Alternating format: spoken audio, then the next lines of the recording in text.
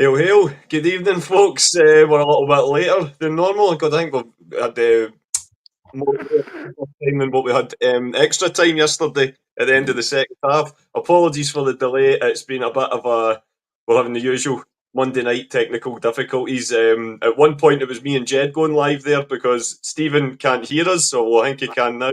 And Ross is somewhere in the ether waiting to come back on. Oh, there he is. Oh, let's see. Let's see. The black circle is coming. The black circle. Talk about surprising, Tony, mate. I came back on the stream to see if you could hear me again, and fucking the live music was going. Ross, is your screen working? To the masses. Well, we thought we'd sure if you were going to be. Can you see yourself, Ross? We thought we'd crack on. There he's there. Are we live, aye? Yeah. All right, aye. I wasn't sure. There he is, and all his Jude Bellingham glory there. So how you doing, boy? Doing well. I mean, what I will say is, I just said before we come on there, I'm only on until Ross comes back on. So thankfully, Ross is sorted his camera out, and you can crack on as a trio and have a good podcast, lads. Speak to you soon. Thanks for standing in. Cheers, mate.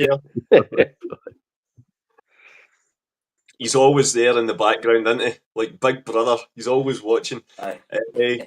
It's good to have you on, boys. Thanks again, everybody. For sticking with us, but just the usual Monday night madness where we just kind of get the stuff going. We're just going to go straight into it. Well, in fact, no, we'll do a wee nice chat first. We've not seen you for a few weeks. How was your weekend, Ross? It was all right, mate. What the hell did I do? Oh, I worked a wee half shift on Saturday, and then it was just dad duties. With a quiet one in the house, did a few beers. But obviously, I've not been on for a wee while because the wife's not been very well. But she's not 100%, but she's out the other side. So this is first time I've been on in about 3 weeks, I think. So looking forward to getting into talking about Celtic and having a good chat with you guys for a wee change. Superb, mate, and all love to Sharon as well. It's good to see she's going in the right direction. Jed, mate, how was your weekend? Anthony, very quiet, mate. Very quiet, but through my choosing. So, I seen Ross, Franny, and Wally last Tuesday night. I popped up to the pub to watch that debacle of a European game. Left my face tripping me. I don't even think I said cheerio at East, Ross. I was that angry I was away. It was a sharp exit. Cheers, pork chop. But yeah, what about yourself, Anthony? Busy weekend? I was very much the same. Like Ross, I was keeping the wheels of the industry turning on Saturday. And then, apart from that, Lisa and Erin, they were out at the weekend, so I was on taxi duty. And then Jude had his game yesterday, and we were home to watch the game. So, very, very tame, but it was good because September was a bit crazy pretty much every weekend. So it was nice to start the new month off with a bit of a quiet one. But you could say Celtic started proceedings in very much the same manner. Ross, obviously, Dingwall, very tough place to go, especially on the back of a European away trip. It's always one of the places I never think, even though when you actually look at it on paper, our record's not too bad there. It's just thought it's a game I never particularly look forward to. And I think on reflection, watching the highlights back, I'd say that the start of we've done okay in the first half. We've just been really wasteful going forward. And I think that was probably the wrong term to use because we didn't actually create much. That was maybe part of the problem. But it just felt like everything was a wee bit slower in that first half yesterday, and it took the team a while to get going. Aye, it certainly was. I think even Rodgers and even I think it was McCowan and Johnston had alluded to that in their interviews after the game. It was really apparent that was what the problem was. I think even Jed, you put that in the group chat at half time as well. That they weren't moving the ball quick enough, and it sort of had shades like sort of this time last year when we were struggling to get things going at times, struggling to break down that team that sits deep, 2 banks of 4 and stuff like that. And I mean, you have to credit Ross County; they were well organised, but Celtic didn't make it as difficult as they have for other teams, and whether that been obviously a slight hangover for the European. Well, I was going to say exploits, but debacle's probably a better word that you used earlier. But aye, it was maybe a bit of that, and they were just a bit tentative in their play, and probably didn't quite have the same belief as what they've been playing with for the other parts of the season. But I mean, we got to half time, we never really created nothing, but different for this time last year when you were getting to half time and thinking, where is a goal coming for? I never felt like that at half time. I still felt that you look at the bench and you look at the difference in that bench to the bench this time last year, and that filled me with confidence. You've got Kyogo, obviously McCowan came on, Bernardo, with a lot of good options there. And I believe that even if it took us to what it did, I think it was 75 minutes, I always believed that the squad now, we've got the squad to bring players on, and we sort of, I would have to say we ground Ross County down eventually, and it was pretty much a game yesterday where the squad won us the game, rather than a team performance or an individual piece of brilliance, albeit we'll probably go into it, albeit the second goal was a really good goal. But it wasn't perfect, but you're going to get games like that throughout the season. It's never going to be 6-0 every single week. I think it's a cliche thing to say, but everybody who knows and has followed football for most of their life are fully aware that you're never. They're human beings at the end of the day, and sometimes you just have to get over the line and get the result, and that's what we done yesterday, and we roll on. That's 7 wins for 7. Absolutely, it's been a perfect start. And Jed, yeah, kind of pretty much the same sort of thing yourself. Obviously, as we said, Tuesday night was one to forget in terms of performance and result. And these away games, it used to be Inverness away, used to always be one that I used to kind of dread as well. Kind of similar design stadium, etc. as well, tight park, and obviously the players are always going to be up for it, especially playing against Celtic. But as I say, it took a while to get going, but we, grounded the 3 points out in the end, as Ross said. Yeah, I mean, let's be honest, guys, that was a very strong starting 11. But just a follow on from the Tuesday night over in Germany, I thought we were very passive. I thought our midfield was non-existent.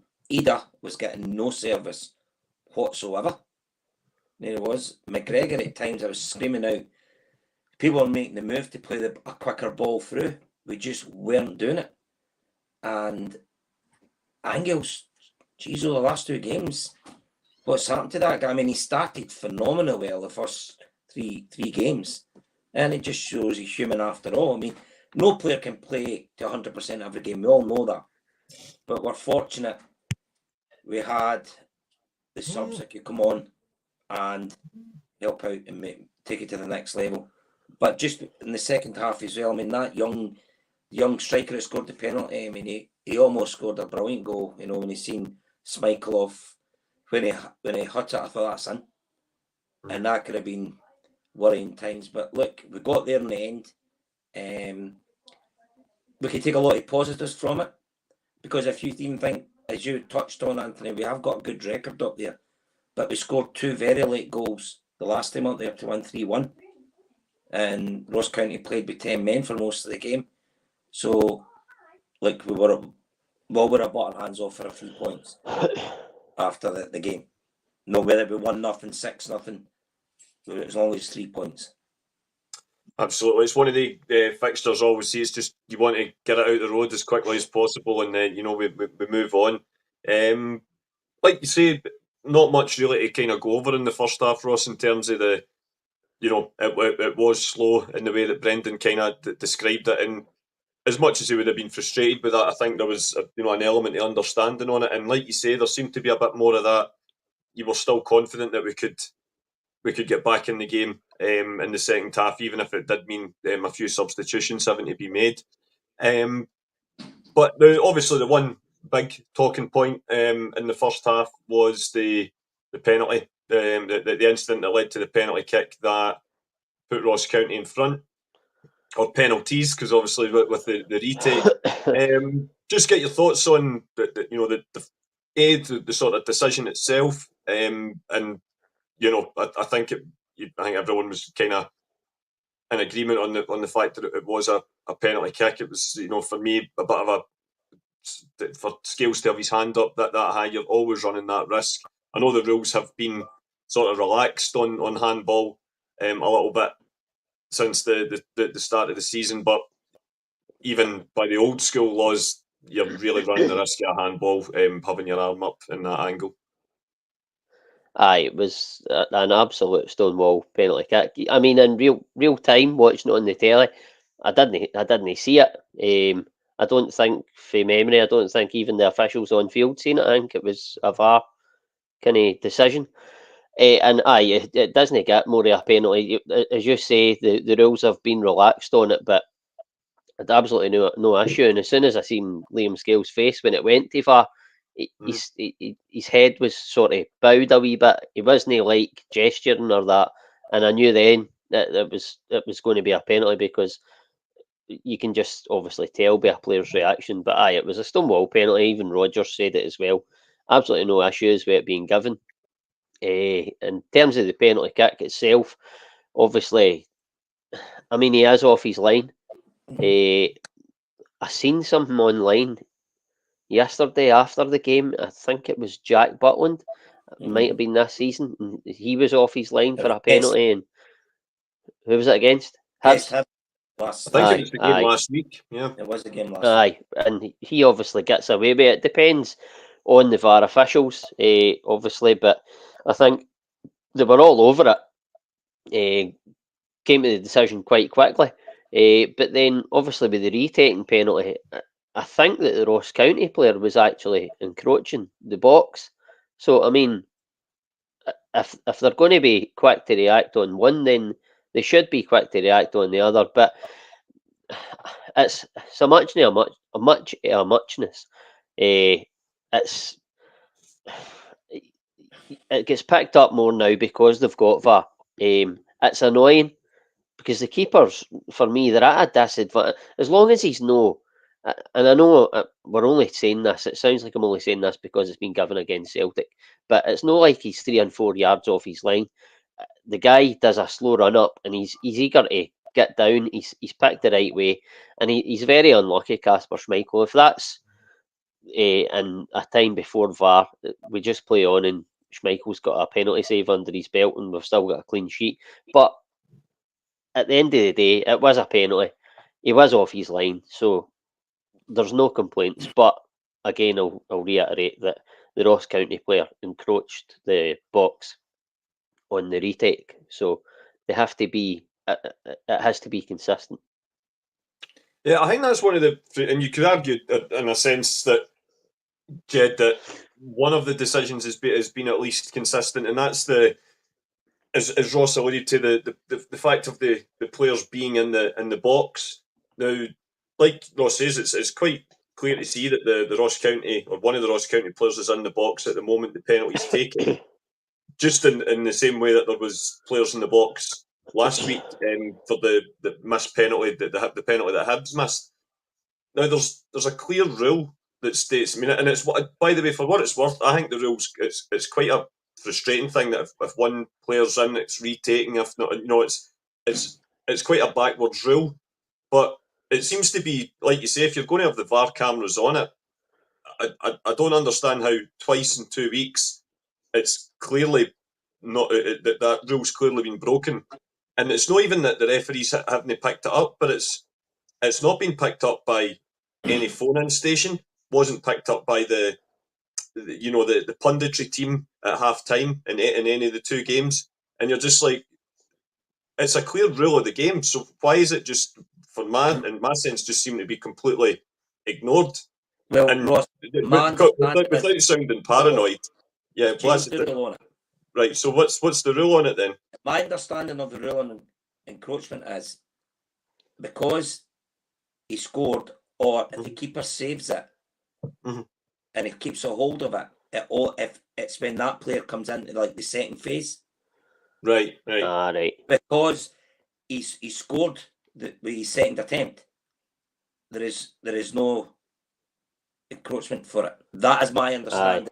So if someone else, anybody, because the boy's not affecting the play. Yes, so that's my understanding. That's what I'm saying. It's like I always thought it was a bit backwards, but Yeah. the fact that you seem to have cleared that up a bit better there for us as well. Then. So to have somebody on it at least knows the rules, eh?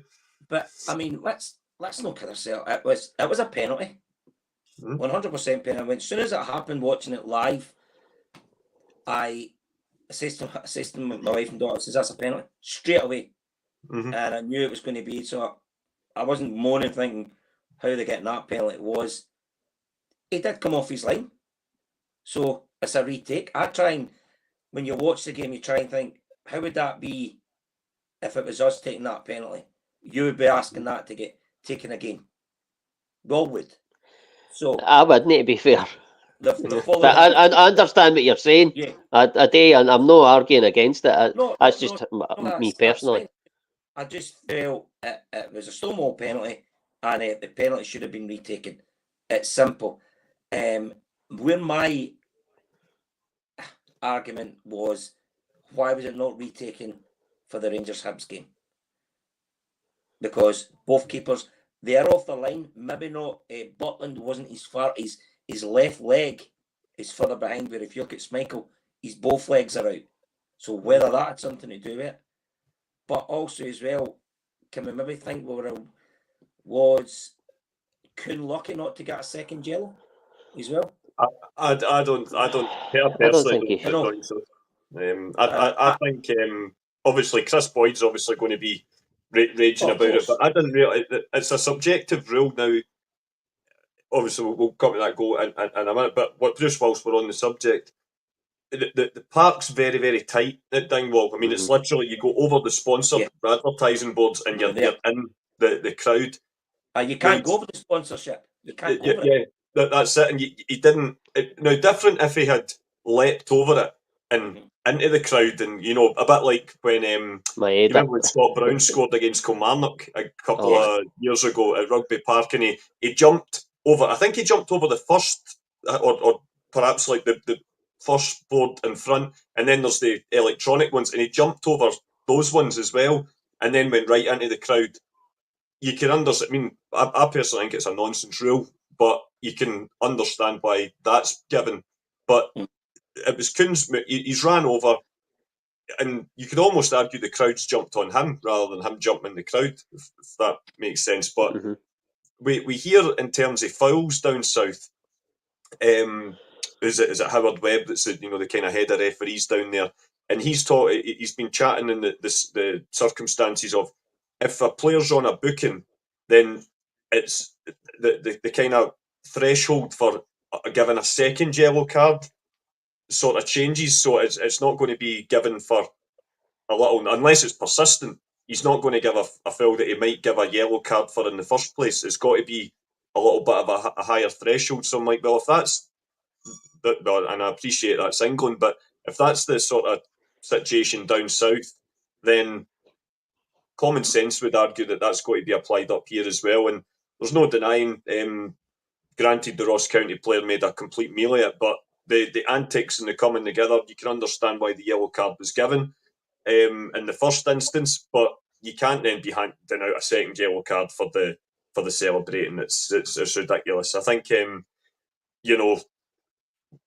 football's turning into a robotic sport enough thanks to Pep Ball, so I think let's have a wee bit of carrot. There's nothing wrong with a football player celebrating a goal, provided it's, he done it in a enthusiastic and safe way. So, I can't in any way say that it should have been a second yellow card.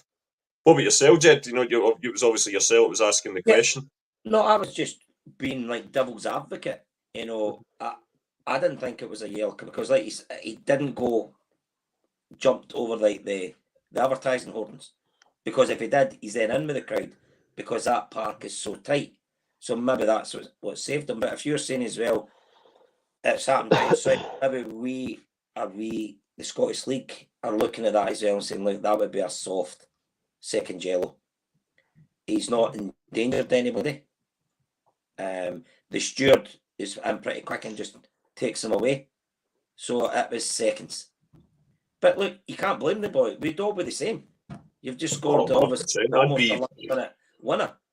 Your emotions going to get the better of you. Aye. So, and by the way, it wasn't just him. I think Forrest was in as well.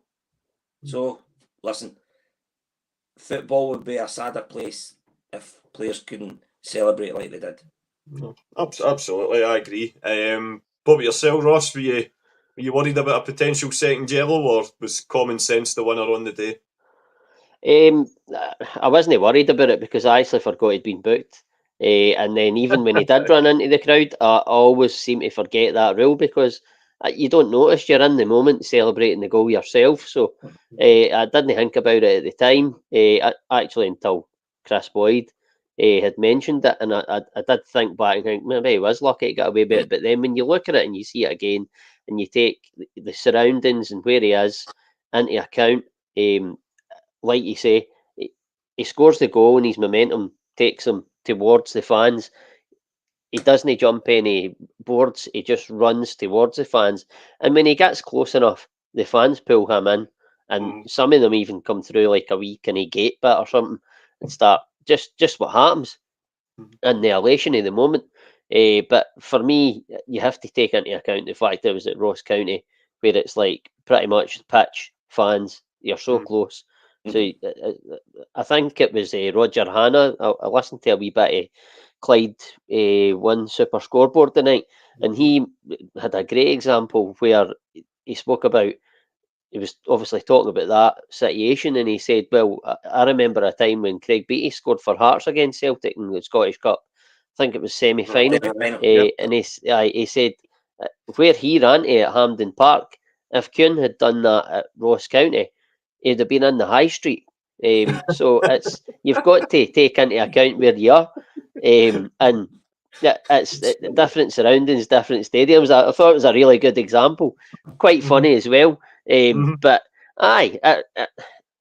if he'd jumped into the crowd like, for instance, Maeda did at Parkhead when he scored last season, or he set up Lundstrom for the OG, then by all means it's a booting. But not for that. He's just went to the board, and he's probably realised himself, I'm really close here, but by that point, it's too late. They've pulled him in. So for me, like you say, Anthony, if you're booting players, I understand if they go right into the crowd, and it has been like that for years and years now. As much as it's a stupid rule, I understand it to an extent because it can incite, I don't know, riots. I don't know if that's a strong word, but yeah, aye. But you have to take into account the game and stuff as well. Definitely if it's a really like high intensity derby or something like that. But you have to be able to celebrate a goal. And again, Roger Hanna made a brilliant point as well. I think it was him. He said, like, I mean, you have to take into account as well that Celtic played in Dortmund on Tuesday night, and then some of the guys that were in Dortmund for that game would have been at Dingwall as well. So they've been in Dortmund on Tuesday, and then they've had to make their way to Dingwall for a lunchtime kick-off on the Sunday. That's a big effort, and the Celtic players have had to do the same. It's a big effort, and it culminates in getting a late winning goal in a hard-fought game. You should be allowed to celebrate that because you've worked hard all week to get to that point. So, Chris Boyd, he was just jumping on anything.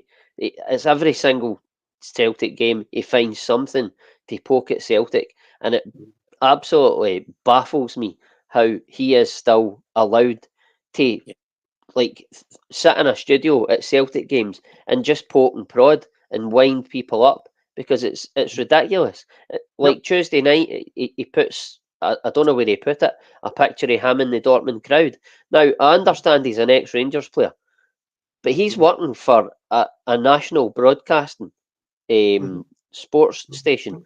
There has to be an element of professionalism, and he shows absolutely. We all know what Chris Boyd is. We all know what Chris Sutton is, and all the rest of it.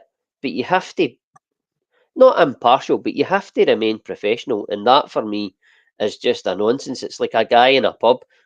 We can do it because we're not getting paid large sums of money to give her opinion on football, which, by the way, he's shite at doing.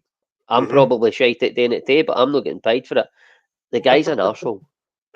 It absolutely is, mate. And like you say, we all were joking, I can all hear James screaming over playing his FIFA 98 at the minute already. You know where I'm about to go with this, but when you watch, like if you're watching like the European games or whatever, even on the radio the next day, there can be a bit of banter, there can be a bit of to and fro with the likes of Ali McCoy and whatever. But we all know what Ali is as well, but you can definitely, I certainly can stomach him a lot better, whether it be on the radio or on the television. But like you say, I put Chris Boyd in the same brackets that I put the clowns on TalkSport like Jason Koundé and O'Hara and they're just insults to your own intelligence. They're just monkeys with a microphone. Do you know what I mean? It's just they offer no insight, no expertise. They're just professional people that get paid to be trolls, essentially.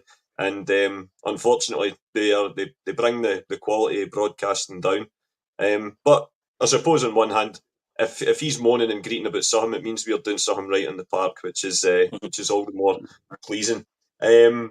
But Jed, obviously, as I say, get to half time. I know we've kind of covered the second goal there, but obviously we huffed and puffed. We brought the subs on, and I think they did make a big difference. I have to say, special mention, I think, again, to Luke McCowan. Even after we went 2-1 up as well, there was a couple of moments where, he held on to the ball well or played a pass at the exact right time.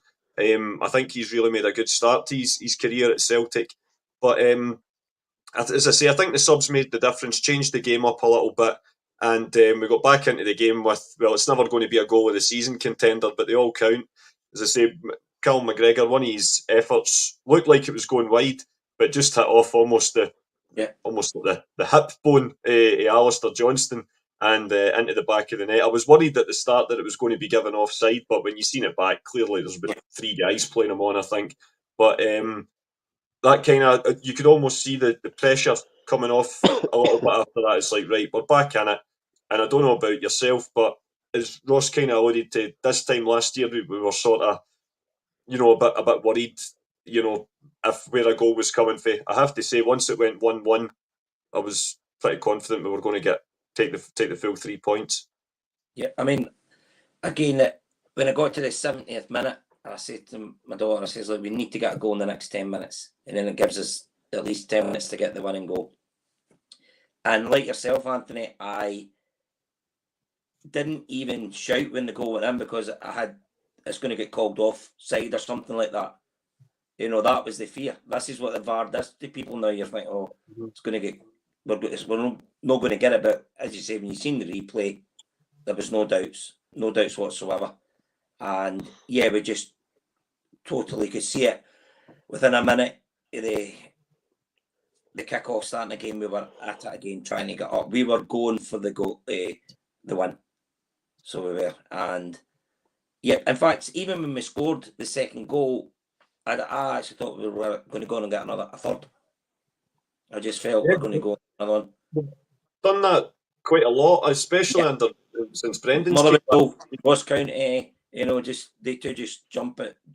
Once you get the second, the third tends to come quite quickly afterwards. Yeah. Well, that's actually going to be my next point, guys, because as I say, we've kind of covered Kuhn's goal, but obviously 88 minutes. Kuhn gets to sit what we say the winning goal is, and the camera panned straight to Brendan Rodgers, and he pointed to his temple quite clear. I'm assuming it was at either his defenders or Cal Mack, just to be like, right, keep the heat. Let's no throw this away. So, probably expecting, I would say at the absolute most, 4 minutes to be added on, because I know that I was under the impression it was 30 seconds a sub, but 30 seconds as in bringing on substitutions at a different time. But if you're bringing on, I think we made a treble substitution at one point. I'm trying to work out in what parallel universe, because there was no VAR calls in the second half, where the linesman got 7 minutes injury time from. McGinty made a good point in the group chat. If it was still, had it still been one each at that point, do we think 7 minutes would have been added on? Yeah. Well, you've got to mind as well that the Ross County player went down, and that took a wee while. I actually thought there were maybe going to be about 6 minutes. I just had a wee feeling, because I was thinking, I agree with you. It used to be, like say, 30 seconds per sub. So we made a treble, so at least going to be a minute there, at least that. And then they were making the subs as well, and so I could they were starting to they were slowing the game down as well. So these are all adding up. So I wasn't surprised when it was 7, because I thought it was going to be 6. And it seemed to take eternity for these 6 minutes to go, by the way, or the 7 minutes to go. See, I was most of the time I'm like that, but I don't know. It's up to you. I don't know if you were more like Jed or me, but I did feel, even though it was 6 minutes, that we were well in control throughout that whole stoppage time. I know there was a couple of throw-ins that they had near the end, and you just think, God, if this just deflects the wrong way. But we've seen so often us conceding as late goals or being under a lot of pressure. But it seemed to me that we seemed to deal with these 7 minutes pretty well, Ross. I think we saw it out fairly well. It could have been better, as you say. There was a couple of throw-ins and stuff like that, but for the most part, I don't think we had too many sort of forays into Ross County's box. But on the injury time itself, in the first half, I actually said, I think it was 3 minutes in the first half, and I expected at least 5, because there was an injury and there was obviously the stuff with the penalty and then the retaking penalty, and I thought, we're going to get about 5 minutes here.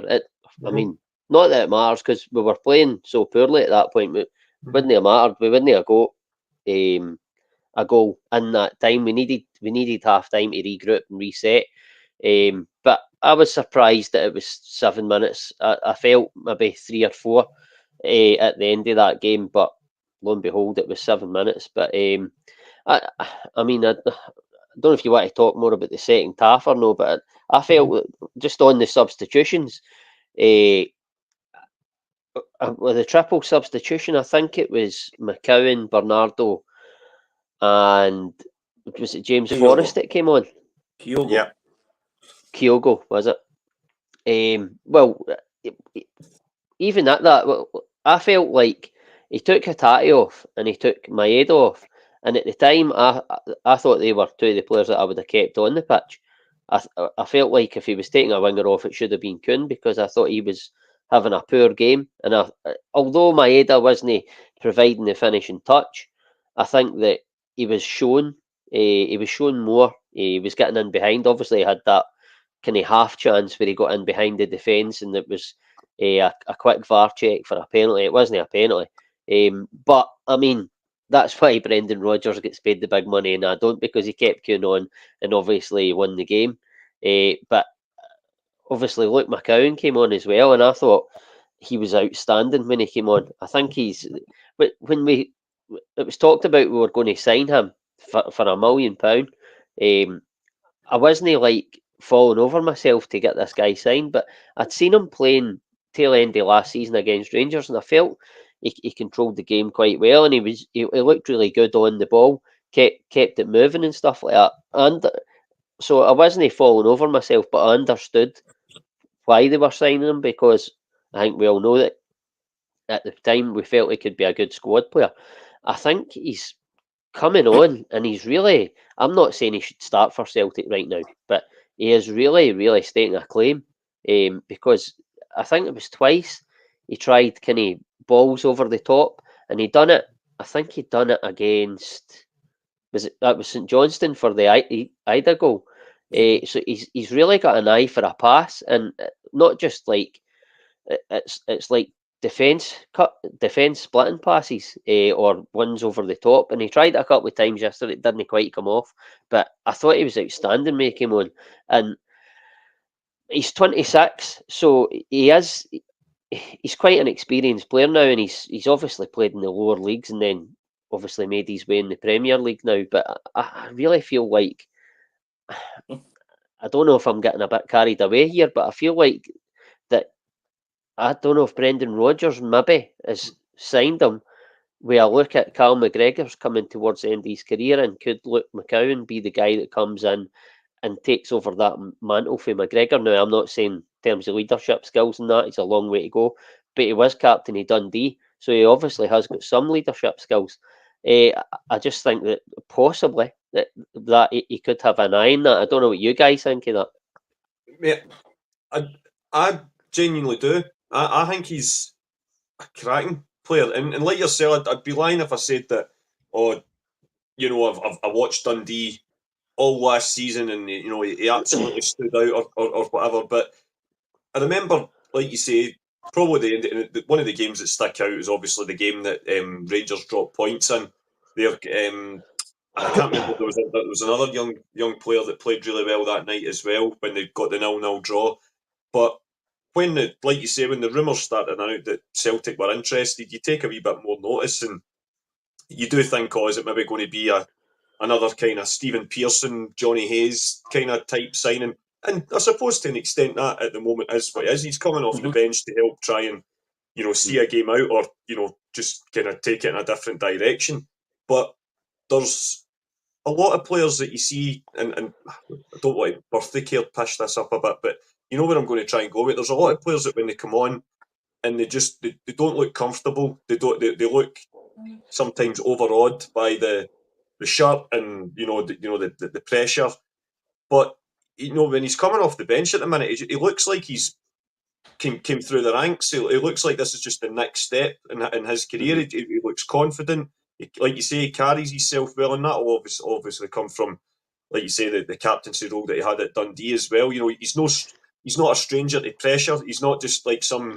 Yes, he's young, but he's not just some 19-year-old wonder kid that we've picked up because we've seen a couple of good scouting reports. It's like, no, this lad, he can play and he'll be able to handle the pressure as well.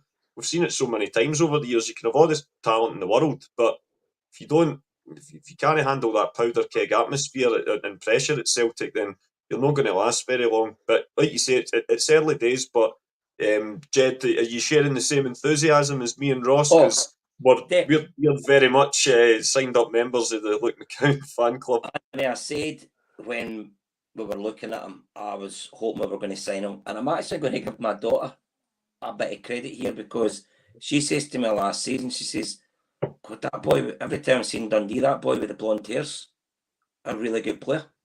Mm-hmm. So I'll give her credit. She picked him. She noticed him before I did. It's the only thing she's bloody noticed before me right enough. But she did. No, delighted. And don't let McGinty know he'll be wanting us signed up for the scouting department, and that'll have us a grand total of 3 scouts. I mean, was it 1.2 million or something paid for him, which is something sweet. Like that, aye. It's sweet as now. Now, if we're going to look at the Scottish market, we have been successful. I would like us to look at Lennon Miller and loan him straight back to Motherwell. I think this guy is going to be one hell of a talent. This guy's got he's 18 years of age. So if we're going to look at a Scottish talent, let's look at this young boy. Could he would fit into our midfield, no problem. Well, we know Stephen likes an SPL watch, Ross, but it looks like Jed's very much his assistant on that front. But by the way, it's a point that you try. I do agree with, mate. I think it's only natural, obviously, being a Scottish club, but there's you want Celtic to have the best of the Scottish talent as well. And you would say probably in the last decade, you know, we've done well in that sense. Obviously, the ones that have came through our own academies, your McGregors, your James Forrest, your Kieran Tierney's, etc. But I'm talking about some of the boys that we've signed as well. I mean, we went out and got David Turnbull, who was the outstanding Scot at that particular point. I think he was, was a mainstay in the Motherwell side. Well, I suppose we probably the one failure, but I'm not going into that because it's a whole other podcast. Is obviously the one that got away, John McGinn. But the fact that Rodgers had identified him as he was the next one off the conveyor belt. Obviously, you look at Gary Mackay, Stephen, and Stuart Armstrong. We always try and look to have that content. Lee Griffiths, member of the 100 Club now as well. It's always great to see Scottish talent kind of blossoming at Celtic, Ross. And like you say, apart from obviously Luke McCowan, who seems to be the latest one, is there, obviously Jedson, Lennon, Miller, is there anyone else that you would take a punt on in January if the deal was there to be made? I mean, I'm probably not as clued up in other teams in Scotland now as I once was. Just way, obviously, you get older and there's a lot more things going on in your life. But I mean, back in the day when we were signing guys like Agat and stuff like that, I know he's no Scottish, but Scottish teams, it doesn't have to be a young Scottish player. It can be somebody who's playing for a Scottish team. We've done that in the past. There's nobody that's sort of jumping out at me right now, but I kind of disagree with Jed on the Lennon Miller one. I think it's been well talked about for the last sort of year, and he scored a really good goal against us last season. I think we won 3-1 in the end, but he opened the scoring. So he's obviously got that sort of finish in his locker. Possibly, but I think Jed makes a really good point in that if we did bring him in, our midfield's stacked now. What's the point in bringing that 18-year-old guy in to basically sit and waste on a bench? He's at an age where he needs games. So if we could bring him in and loan him back out to Motherwell or whoever, then by all means do it and give the guy a chance just to bulk up and obviously develop, make his way in the game and learn. Even Cal McGregor had to leave Celtic and go out on loan before he made his mark on the team, and look at him now. So there's certainly a hell of a lot of potential in Lennon Miller, and he's got years and years ahead of himself in the game. So it's one that we could and probably should look at. Whether they will is a different sort of kettle of fish, but I wouldn't be adverse to it, certainly. I would totally agree. Kettle of fish is a great term as well, by the way. But in terms as well, Ross, obviously we got the 3 points yesterday, and that was our 7th league game of the season. It's been a 100% start. Obviously, only conceding the 1 goal. Level on points with Aberdeen, of course, who are having a great start to the season themselves. But after all the sort of turmoil's maybe a bit extreme, but perhaps with some of the frustrations of the summer up until obviously then going on to break the transfer record twice in the one window, and the start that we've made, not just in the league, we've obviously got a cup semi-final to look forward to as well, which we didn't have at this point last year due to our defeat in the early round, and also despite last week's disappointment both in terms of result and performance. We've done some that we've not done in all our previous attempts in the Champions League, and get 3 points on night one. I think all in all, you've got to say it's been a tremendous start to what we hope will be another successful campaign.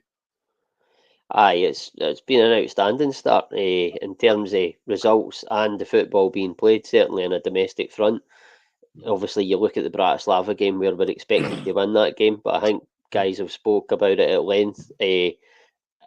We were expected to win that game. We should win that game, but it was the manner in which we won it that really pleased me. We blew that team off the park, and if we'd been 5-1 up at half time, it wouldn't have been like sort of that would have been deserved. But it's been excellent. I think even, and by the way, this is not me saying that we're going to go invincible. Absolutely not. But I don't even think in that season where we did do that, I don't think it was 7 for 7 in the league. I think there was maybe a draw in there. So it's an even. Sorry, mate, I was interrupting there. On you go.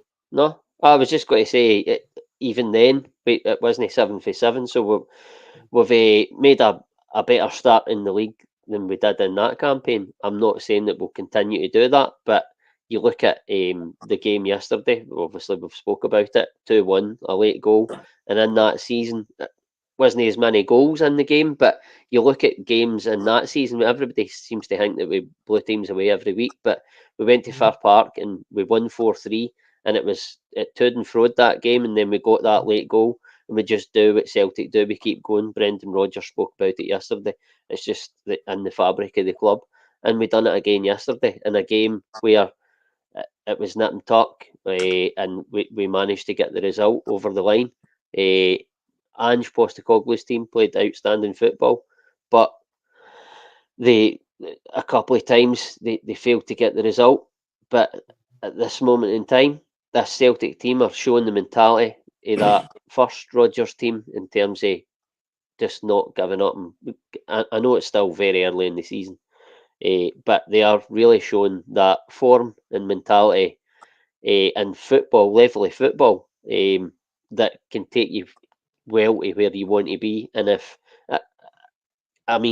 with a real opportunity doing that, I don't think I'm not saying for a minute, like I've said, that we are going to do it, but we're really showing the levels that a football that would allow you to do it. Yeah, I would agree with that, mate. I would agree. And Jed, obviously, just kind of same question to yourself. We've obviously made a great start on the park in terms of the league, and just you could argue certainly one of the games in Europe, and obviously the semi-final on the horizon. I would say probably that the international break, just we have been looking a wee bit jaded yesterday, just with 3 away games in a week. Probably is going to do that to any team, but I know a lot of people aren't a big fan of the international breaks, and definitely with how quickly they seem to come round at the start of the season. But I think possibly this one has came at just the right time for us to regroup, reset, and to get ready to go again. Yeah, that's a great point, Anthony. I don't enjoy the international breaks, but I think the players could do a wee break. It has been pretty intense for them the last, month, 6 weeks. So, yeah. And also give credit to Aberdeen. 7. Mm-hmm. I was actually trying to Google there. I think Aberdeen, maybe 8 seasons ago, something like that, went and won the first 7 games. But what is interesting when we go to play them next week, 2 top teams, both 100% records in the league. It's not on TV.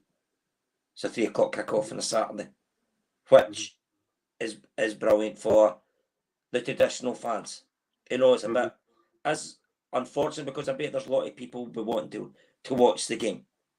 But I'm more relaxed about the game being at Celtic Park than it would be maybe going up to Pittodrie, because it is more difficult to win away from home. But we've just got to keep the momentum going when we do play them, because their manager was he was renowned for sitting back when he was at his last club. I think they won the game, they beat Malmo 3-1 with 15% possession. I was reading up on. So it's going to be great. I mean, I can never remember after 7 going into the 8th game of the season where the top 2 are playing each other and nobody's. So someone's got to give. Yeah, I remember it was. I think it was. It was the opening, and I hope I'm not tempting fate here, but it was Lennon's first season at Celtic, when obviously we had the young team, and Celtic and Rangers had both won their opening 9 games, and the 10th game was at Parkhead, and we were actually winning at half time, but that was the infamous game when Wally Collum got eyes in the back of his head and just awarded Rangers a penalty for reasons best known to him. It was a horrible afternoon. Obviously, but then they ended up kind of doing what they did last year, dropped silly points away from home, and unfortunately that was, they won the title that year. I think it was actually probably the last time they won it before going to the wall. But it was such is life. But as I say, Ross, it's, as Jed says, a 3 o'clock kickoff. I know we'll obviously go into a lot more detail next week, but it will be a bit of a blockbuster game. Top 2 sides. It'll be a packed Celtic Park. I don't think there'll be any doubt that we'll bring the atmosphere that day. Oh, aye. It's not going to be a title decider. I think Aberdeen have done absolutely brilliantly, and even to come through, we talk about Celtic coming through that game yesterday. Well, Aberdeen came through a real tough test, and I think that Hearts maybe went down to 10 men, and it probably changed the game. But you have to still go and make that count, and Aberdeen did that. So you have to credit them, and they're doing similar to what George Burley's Hearts done. I think they went 12 games without losing, which is basically the full round of fixtures. And then obviously they sacked him. I don't think Aberdeen are going to sack their manager, but they're.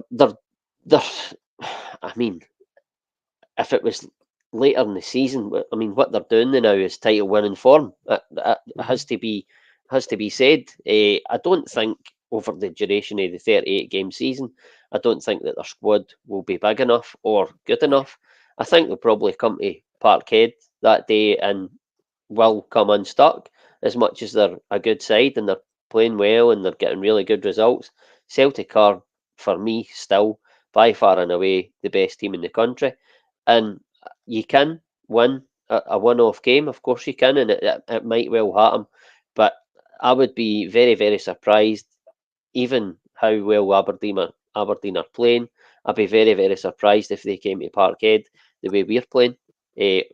Ross County out with Ross County and even Dortmund, but Aberdeen are not Dortmund.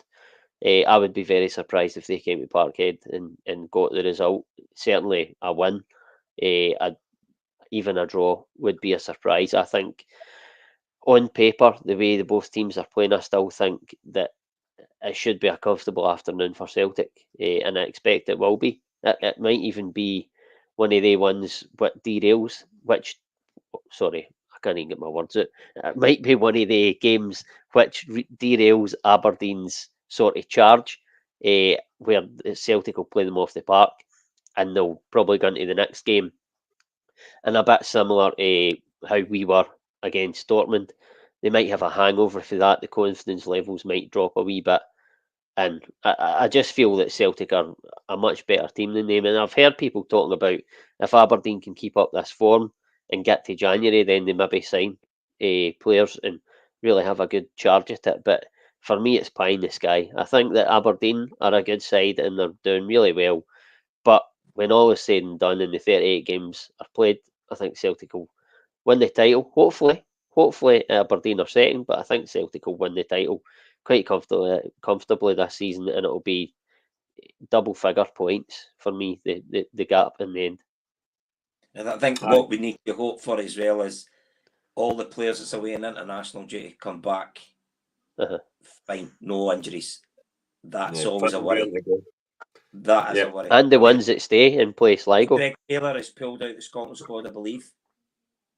He's out the Scotland squad. So he's touch and go whether he'll leave. I think Roger said that he was touch and go for whether he'll be fit for Aberdeen regardless of the Scotland game. But I think the other guys like say Carter Vickers and that they're sort of more likely to be ready for that game. Well, is Carter Vickers, is he getting allowed to go to America? Well, no, he's not gone. He's not been selected for their squad. Good. Trust he has. Couple of weeks of rest time, I think, will do him. The world will be good, especially with so many of the big games coming up. I think Brendan said as well that Alistair Johnson's not going away with Canada. I don't know if they don't have a game because obviously he's fit, but I'm sure I heard them saying that yesterday in his press conference. Aye, so he'll be there as well, and obviously they'll rest the guys up, but they'll get to, as I said, he'll get to have a look at some guys that are on the fringe against when they go to Ireland next week. Oh, sure. By the way, guys, as well, we've not touched on, Vai. I thought he had a good game yesterday. I did say a couple of Mondays ago I wasn't going to get tore into him against the Falkirk game because I felt Palmer gave him nothing to help him. Where when he come on, when he started yesterday, I thought he had a good game and he looks a decent player. I felt first half it wasn't quite as shaky as it was against Falkirk. I would agree, but there was maybe similar to Bernabei in that way. A little bit of the positional play wasn't so great, but I do agree, especially second half. I think he came on far better and just looked a lot more assured. So hopefully, as I say, if it's looking like Taylor might need a little bit more recovery time, there's an opportunity there for him to try and stake a claim. What about yourself, Ross? How did you feel he kind of handled himself? Much like you guys. I thought certainly in the second half, his positional sense was a lot better, and he was really obviously chipping in an attacking sense. But the first half, for me, I said it yesterday, and I said it tongue in cheek. But in our group chat, had Greg Taylor performed defensively the way that Valle had, it would have been highlighted immediately. I felt like he was well out of position for the penalty that Liam Scales gave away. Liam Scales was going over to cover that left back area because he was nowhere to be seen, and he gives the penalty away.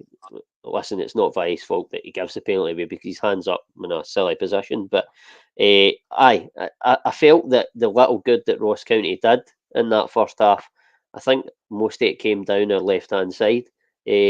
But I mean, again, I'm not getting torn into the guy for that. I'm just highlighting it because it would have been highlighted if had it been Greg Taylor, and you all know that I'm Greg Taylor's #1 fan. But listen, he came in, he came on at half time, not because Taylor got hooked, Evening James, but because Greg Taylor was injured. He came on in Dortmund, and I felt like he'd done all right in that game, and then he felt his way into the game against Ross County. I've no problem with him coming into obviously deputised for Taylor. I don't know if he's at the stage where he's taking his position in the team if both are fit, but he certainly looks a useful player.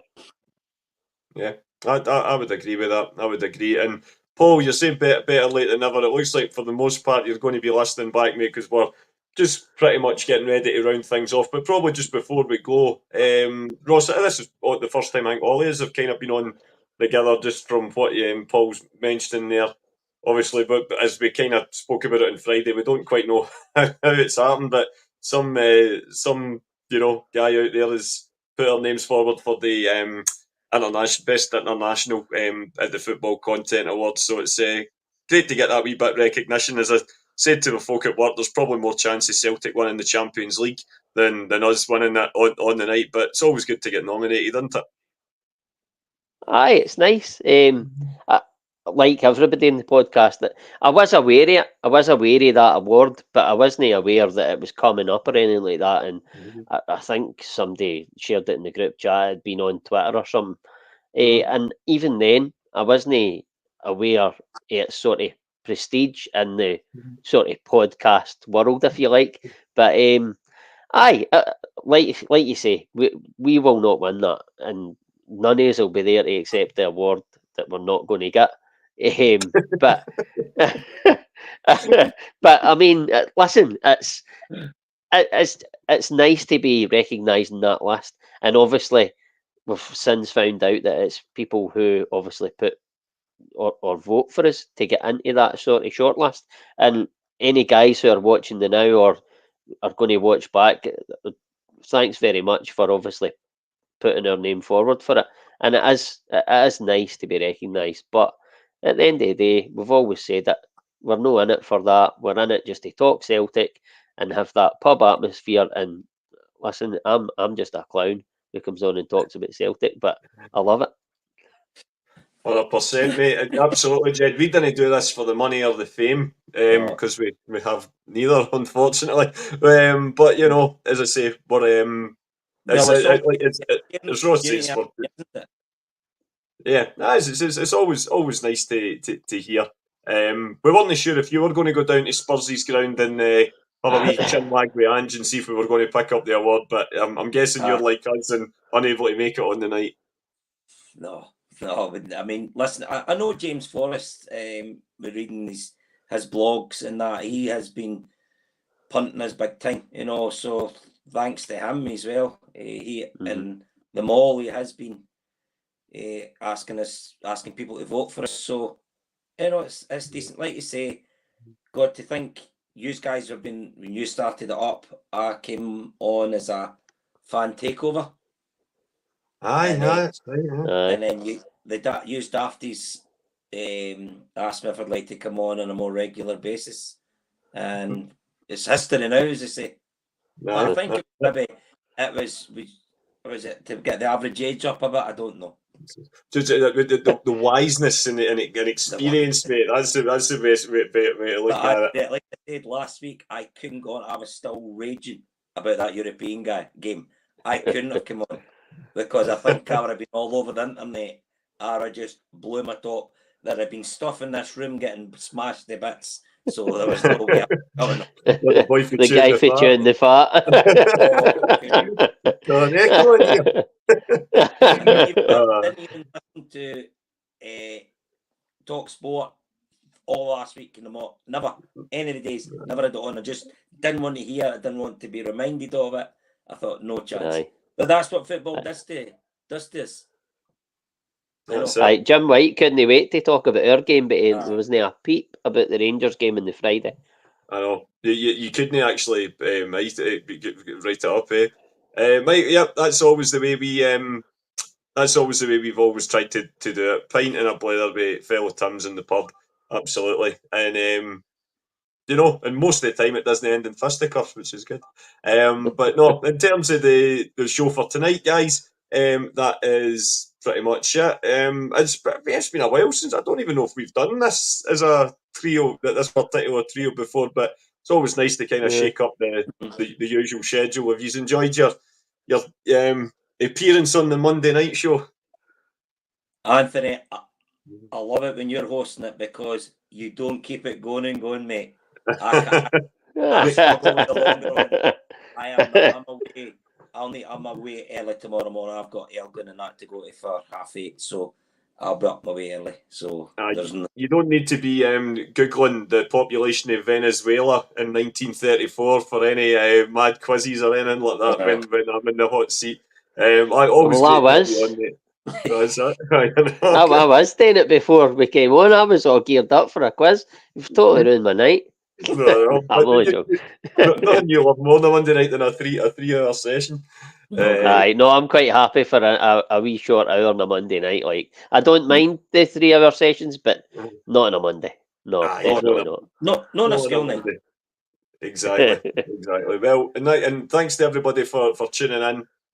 As well, it's always great to get involved in the discussion, bringing up the comments and that as well. But we like putting the show on for these, and I'm not sure what the sort of timetable is this week in terms of availability for the boys. And obviously we're now into the international break, but I'm sure keep an eye on the socials. I'm sure we'll have some news what nights we're going to be on, etc. But in terms of tonight, guys, that is it. So stay well and keep safe. Hail, hail. Cheers.